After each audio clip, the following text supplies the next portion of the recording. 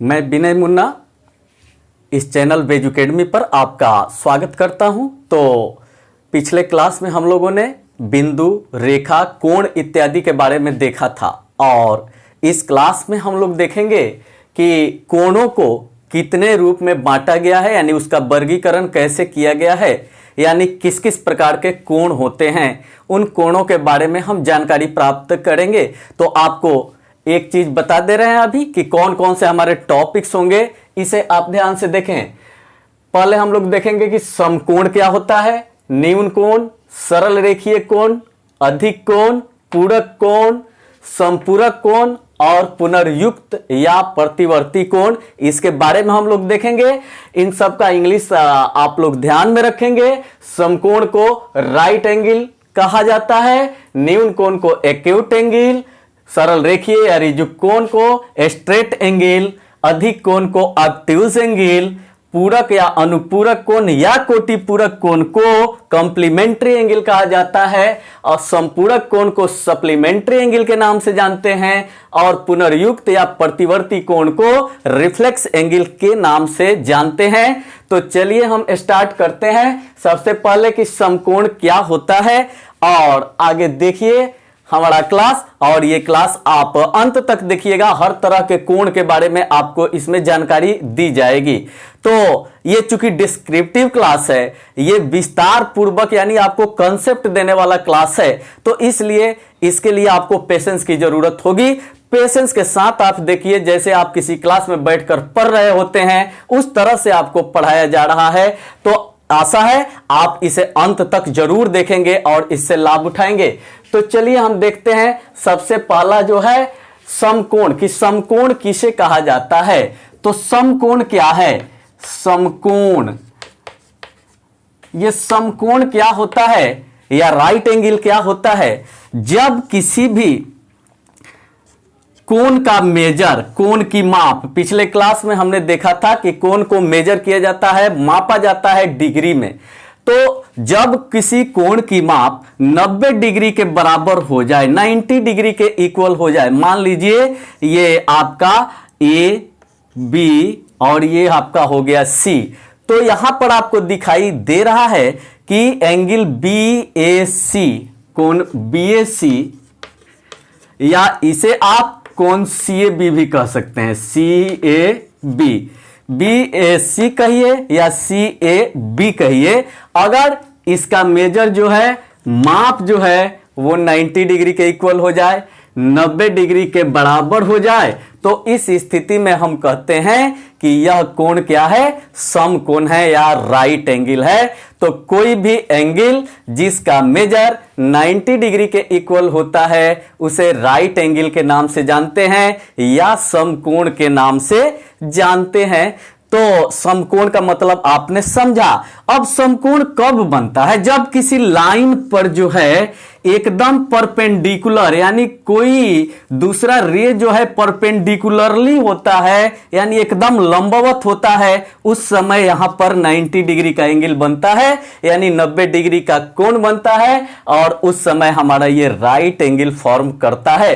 तो ये हमने देखा कि राइट एंगल क्या होता है या समकोण क्या होता है। अब दूसरा देखेंगे हम लोग न्यून कोण के बारे में कि न्यून कोण किसे कहा जाता है। चलिए देखते हैं न्यून कोण। तो न्यून कोण जिसे अंग्रेजी में क्या कहा जाता है, एक्यूट एंगल के नाम से भी जानते हैं। तो ये हो गया आपका न्यून कोण।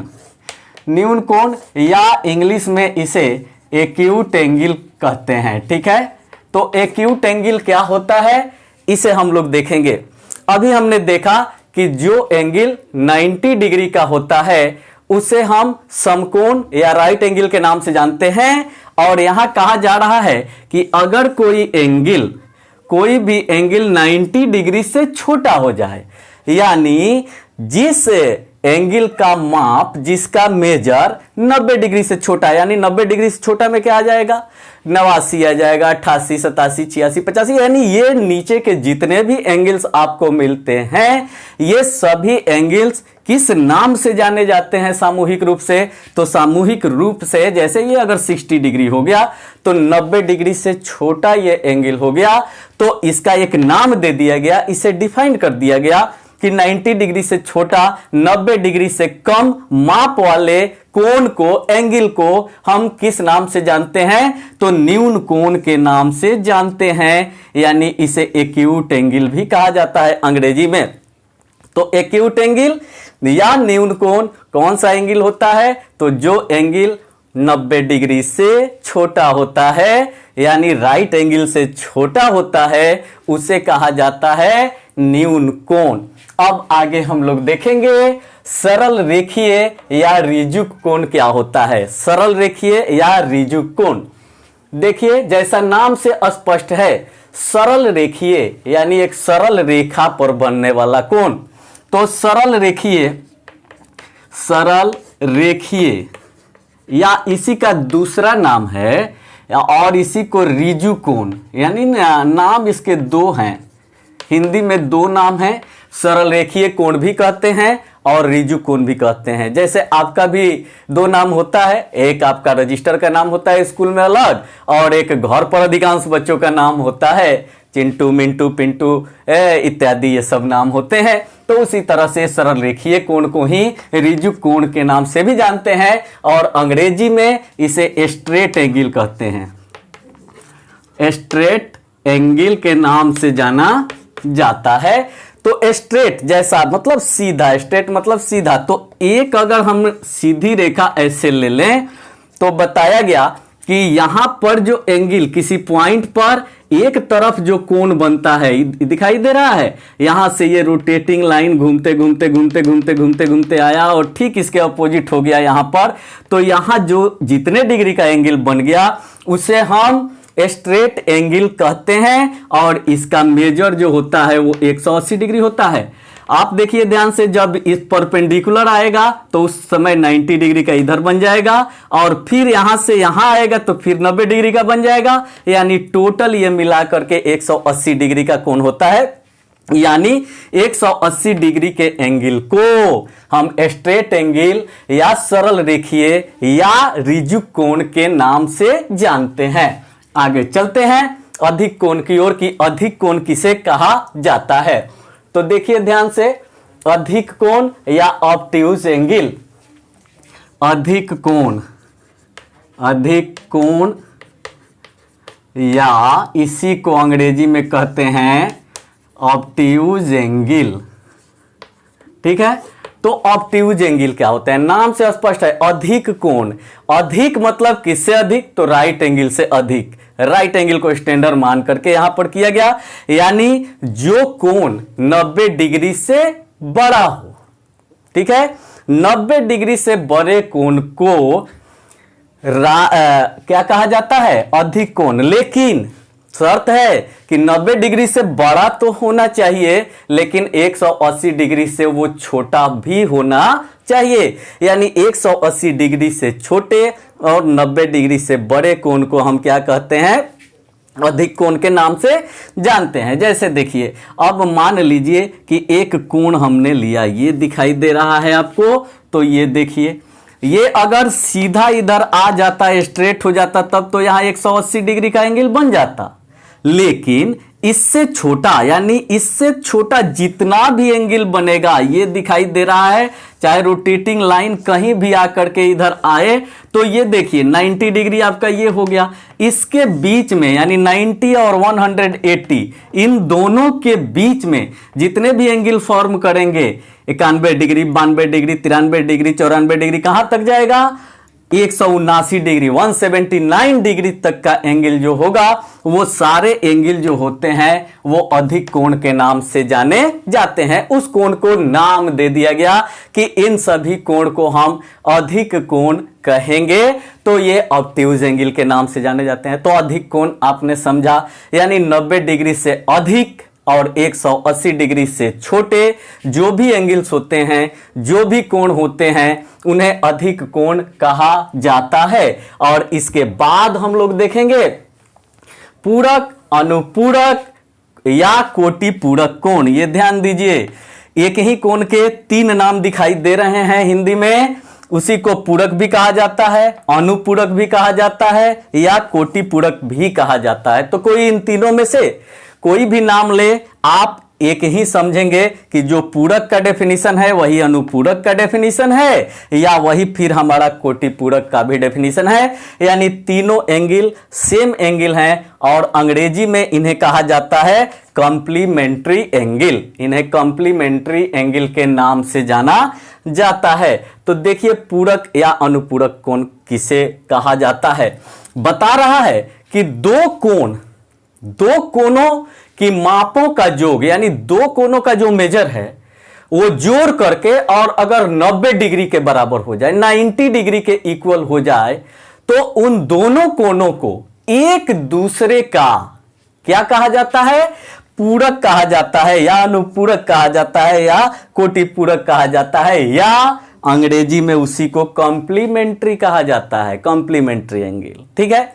तो जैसे दो कोण जोड़ करके आपको 90 डिग्री करना है, तो कोई अगर कह रहा है कि एक एंगल जो है हम यहां पर बना रहे हैं, आपको मान लीजिए कि ये 90 डिग्री का बना दिया और बीच में से ये एक हमने खींच दिया, ये आप देखें ए बी सी और यहां पर डी हो गया, तो यहां टोटल 90 डिग्री का एंगल बन रहा है। लेकिन ये 90 डिग्री का कोण जो है, एंगल जो है, वो दो कोणों में विभाजित है, एक इतना और एक ये आपका, यानी दो कोणों में ये विभाजित है, बटा हुआ है। लेकिन अगर इन दोनों कोणों को हम जोड़ें तो इसका सम कितना हो जाएगा, 90 डिग्री होगा। तब ये दोनों कोण एक दूसरे के क्या कहलाएंगे, कोटि पूरक कोण कहलाएंगे, या पूरक कोण कहलाएंगे, या अनुपूरक कोण कहलाएंगे। बात समझ में आई।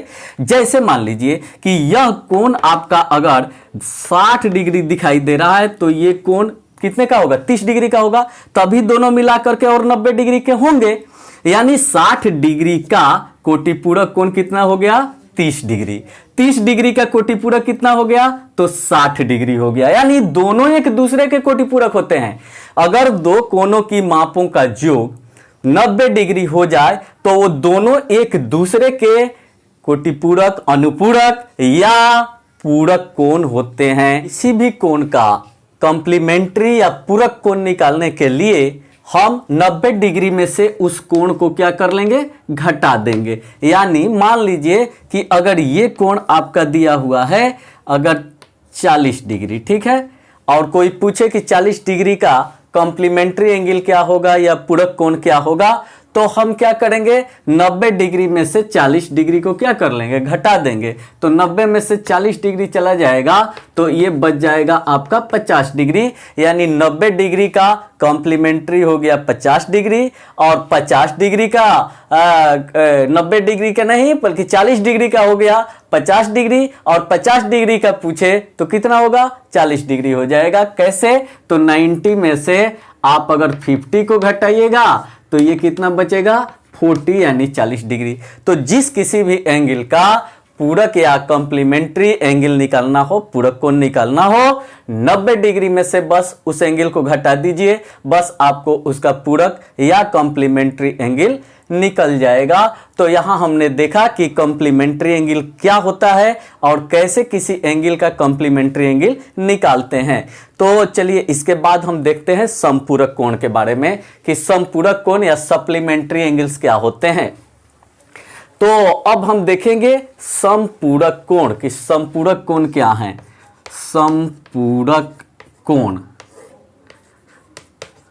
जिस तरह से अभी हमने देखा, ये सप्लीमेंट्री एंगल इसे कहा जाता है अंग्रेजी में। अंग्रेजी वाले स्टूडेंट ध्यान देंगे, ये सप्लीमेंट्री एंगल के नाम से जाना जाता है। तो कहा गया कि अभी देखा आपने कि अगर दो एंगल को जोड़कर, दो कोणों को जोड़ करके और 90 डिग्री हो जाए तो उसे कॉम्प्लीमेंट्री कहा जाता है। उसी तरह से इसको डिफाइन किया गया सप्लीमेंट्री को कि अगर दो कोणों को जोड़ करके 180 डिग्री हो जाए तो वो दोनों कोण एक दूसरे के सप्लीमेंट्री या समपूरक कोण कहलाते हैं। जैसे मान लीजिए कि कब 180 डिग्री का कोण बनता है, जब एक स्ट्रेट एंगल बनता है, यानी एक सीधी रेखा पर एक साइड में जो कोण बनते हैं वो आपका होता है कितना, 180 डिग्री का। अब कहा गया कि ये तो एक कोण हो गया, लेकिन ये दो कोणों का योग हुआ होना चाहिए, यानी कि 180 डिग्री को अगर हम दो कोणों में बांट दें तो ये दो कोण में ये विभाजित हो गया। अब मान लीजिए कि यह कोण आपका जो है वो 60 डिग्री हुआ, तो इधर का कोण कितना हो जाएगा, दोनों मिलाकर चूंकि कितना है 180 डिग्री, तो 180 में से ये 60 हम घटा देंगे तो ये कितना आ जाएगा, 120 डिग्री आ जाएगा। तो आप ध्यान दीजिए कि 60 डिग्री और 120 डिग्री जोड़ करके 180 डिग्री हो गए, तो इस स्थिति में 60 डिग्री का समपूरक कोण 120 डिग्री हो गया और 120 डिग्री का समपूरक कोण 60 डिग्री हो गया, ठीक है ना। यानी अगर किसी कोण का समपूरक कोण हमें निकालना हो तो 180 डिग्री में से उस दिए गए कोण को हम घटा लेंगे, बस निकल जाएगा। यहीं पर आप देखें कि 60 डिग्री का कोई कहे कि 60 डिग्री का समपूरक कोण कितना होगा, तो 180 माइनस आप क्या कर दोगे, 60 कर दोगे, तो ये कितना आ जाएगा, 120 डिग्री, ठीक है ना। तो 60 डिग्री का 120 डिग्री आ गया। अब कोई पूछता है कि 120 डिग्री का सप्लीमेंट्री एंगल या समपूरक कोण क्या होगा, तो 180 में से घटा देंगे कितने का, 120 को, तो 120 को घटाएंगे तो ये कितना मिल जाएगा, 60।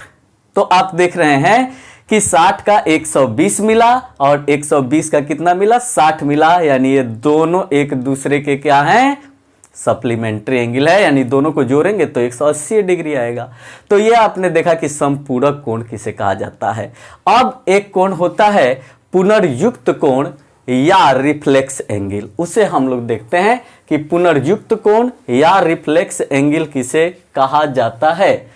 तो देखिए हम लिखते हैं पुनर्युक्त कोण, या अंग्रेजी में इसे रिफ्लेक्स एंगल के नाम से जानते हैं, रिफ्लेक्स एंगल। तो देखिए ये रिफ्लेक्स एंगल क्या होता है, पुनर्युक्त कोण क्या होता है। बताया गया कि अगर कोई कोण 180 डिग्री से बड़ा लेकिन कितने से, 360 डिग्री से छोटा, यानी दो समकोण से बड़ा। 180 डिग्री में कितने समकोण होंगे, दो समकोण, क्योंकि 90 डिग्री में एक समकोण, तो 90 दूना 180, 92 जा 180 होगा, तो 180 डिग्री में दो समकोण होंगे। तो दो समकोण से बड़ा लेकिन चार समकोण, चार समकोण में कितना हो जाएगा, 360 डिग्री। तो 360 डिग्री से छोटा और 180 डिग्री से बड़ा, यानी 180 से अधिक और 360 डिग्री से कम माप वाले जो भी कोण होते हैं उन्हें क्या कहा जाता है, पुनर्युक्त कोण के नाम से जाना जाता है। तो आप देख रहे हैं यहां पर कि यहां एक तरफ ये 180 डिग्री का कोण यहां बन रहा है, रोटेटिंग लाइन जब यहां पर आ गई है तो ये जो है आपका बी पर आई है, तो ये बन गया है 180 डिग्री का कोण, ये रोटेट करती हुई आई। अब कह रहा है कि जब यहां से बढ़ेगी थोड़ा भी, तो इस यहां से बढ़ रही है तो घूम रही है, घूमते घूमते घूमते घूमते जा रही है, तो ये बहुत सारे एंगल्स बनते हैं, इनफाइनाइट एंगल्स बनते हैं। तो इस तरह से ये घूमते घूमते घूमते घूमते और इस पर नहीं पहुंचना चाहिए, बल्कि इससे जस्ट पहले, इससे एकदम माइनर कम एंगल तक, यानी 360 डिग्री से कम तक जहां तक इसका पहुंच होगा, वो सारे एंगल्स इस बीच में जो बन रहे हैं, ये सभी एंगल्स किस नाम से जाने जाएंगे, पुनर्युक्त कोण या रिफ्लेक्स एंगल के नाम से जाने जाएंगे। तो ये आपने देखा, तो 180 से ऊपर क्या हो जाएगा, पॉइंट में अगर लोगे तो 180.1, 0.2, 0.3, 0.001, यानी पॉइंट की बात अगर छोड़ दें तो अगर हम लें तो 181 डिग्री, 82 डिग्री, 183, 184, इस तरह से बढ़ते बढ़ते बढ़ते बढ़ते कितना तक जाएगा, 360 से कम 359 डिग्री तक। तो 359 डिग्री तक, 359 से भी अधिक होता है, ध्यान में रखिएगा, ये कदापि मत भूलिएगा कि 359.9 9 यानी कि पॉइंट में 360 से जस्ट कम तक वो सारे एंगल जो होंगे वो सभी रिफ्लेक्स एंगल होंगे। लेकिन हम पूरा नंबर ले रहे हैं, पूर्णांक ले रहे हैं, तो इसलिए पूर्णांक के रूप में 181 डिग्री से लेकर और 159 डिग्री तक के एंगल को क्या कहा जाता है? रिफ्लेक्स एंगल के नाम से जाना जाता है, पुनर्युक्त कोण के नाम से जाना जाता है। तो अभी हमने देखा कोणों के प्रकार यानी टाइप ऑफ एंगल्स, ठीक है। और आगे के क्लास में हम लोग देखेंगे कि ये कोण और रेखा का आपस में क्या रिलेशन होता है, यानी ये एंगल्स जो हैं वो और लाइन जो है उनके बीच में क्या रिलेशन होता है और तब कौन कौन से एंगल्स बनते हैं, इन सब के बारे में अगले क्लास में हम देखेंगे। तब तक के लिए पढ़ते रहिए, बढ़ते रहिए।